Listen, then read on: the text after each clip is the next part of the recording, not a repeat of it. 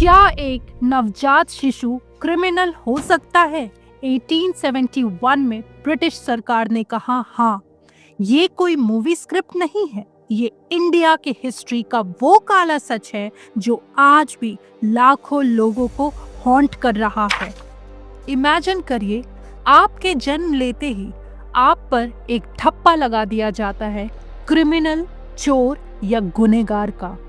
आपने कुछ भी नहीं किया है, आप अभी सिर्फ एक बच्चे हैं, लेकिन सरकार के रिकॉर्ड में आप एक बॉर्न क्रिमिनल हैं।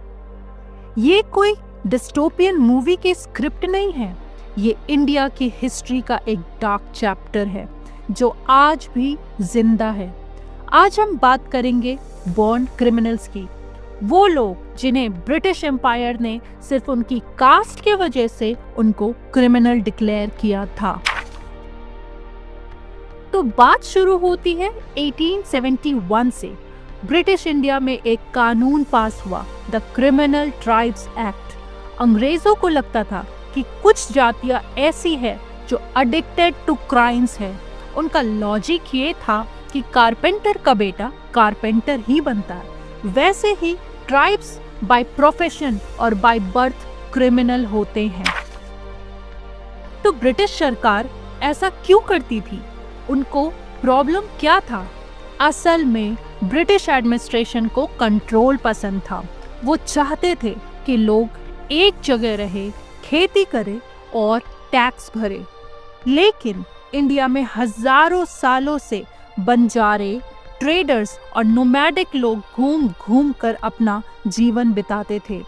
अंग्रेजों को ये लाइफस्टाइल समझ नहीं आया।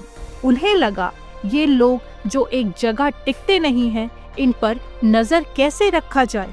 जिनको वो कंट्रोल नहीं कर पाए, उनको उन्होंने क्रिमिनल घोषित कर दिया। उन्होंने एक थियरी बनाई, caste based theory of crime. उनका मानना था कि क्राइम इनके खून में है। ये लॉ इतना खतरनाक था कि पूरी की पूरी कम्युनिटीज को नॉन बेलेबल ऑफेंस के लिए सस्पेक्टेड माना जाता था। सिर्फ चोरी चकारी नहीं, अगर आपके पास कोई परमानेंट एड्रेस नहीं है तो आप शक के दायरे में हैं। इन्हें फोर्स किया गया रजिस्टर करने के लिए, इनकी मूवमेंट्स को रेस्ट्रिक्ट कर दिया गया। इससे भी बुरा हाल तब हुआ जब इन्हें सेटलमेंट्स में बंद किया गया। ये बेसिकली लेबर कैंप्स थे। इन्हें जबरदस्ती खेतों में काम कराया जाता था, फैक्ट्री वर्कर्स की तरह यूज किया जाता था। एक तरह से ये एक ओपन एयर प्रिजन सिस्टम था, जहां आपका क्राइम सिर्फ ये था कि आप एक स्पेसिफिक ट्राइब में पैदा हुए हैं। फिर जब 1947 में देश आजाद हुआ, तब 1952 में नेहरू जी की सरकार ने क्रिमिनल ट्राइब्स एक्ट को खत्म किया। इन ट्राइब्स ने चैन की सांस ली। इन्हें लगा चलो अब हम बराबर के सिटीजन्स हैं। लेकिन ट्विस्ट यहाँ आता है, क्रिमिनल ट्राइब्स एक्ट तो गया, पर उसकी जगह तुरंत हैबिचुअल ऑफेंडर्स एक्ट 1952 आ गया। नाम बदल गया, लेकिन पुलिस का नजरिया नहीं बदला। आज भी वो पुरानी सर्वेलेंस और वही पुराना डर इन कम्युनिटीज के सर पर मंडरा रहा है। और आज हम इन्हें ही DNTs या डी नोटिफाइड ट्राइब्स कहते हैं। डी नोटिफाइड इसलिए क्योंकि 1952 में आज़ादी के बाद इन्हें उस क्रिमिनल लिस्ट से हटा दिया गया, यानी ये डी नोटिफाइड हो गए। लेकिन सवाल ये है, क्या लिस्ट से नाम हटाने से स्टिग्मा चला जाता है? 75 साल हो गए हमारी आज़ादी को, पर क्या इन कम्युनिटीज को सच में आज़ादी मिली, या फिर ये आज भी अपनी पहचान के लिए लड़ रहे हैं? और आज DNTs के साथ सबसे बड़ी ट्रेजेडी ये है कि उन्हें पता ही नहीं है कि वो ऑफिशियली है कौन।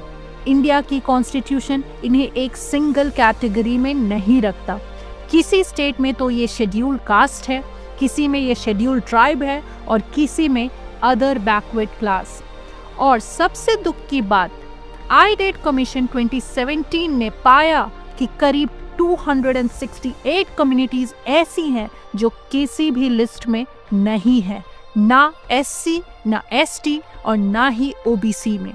दे are completely invisible to the state. आप सोच कर देखिए, डिजिटल इंडिया के दौर में हमारे पास इनका कोई पक्का डेटा नहीं है। आखिरी बार इनकी गिनती कब हुई थी?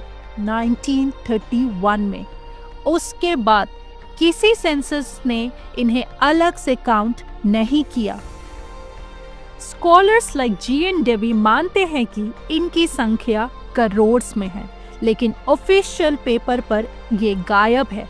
जिसका डेटा ही नहीं होता उसके लिए पॉलिसी कैसे बनेगी? ऐसा नहीं है कि कोशिश नहीं हुई। 2022 में सरकार ने सीड स्कीम लॉन्च की, scheme for economic empowerment of DNTs. Budget रखा गया 200 करोड़ रुपए 5 साल के लिए। मकसद था free coaching, health insurance and housing. Sound अच्छा करता है ना, लेकिन आइए रियलिटी देखते हैं।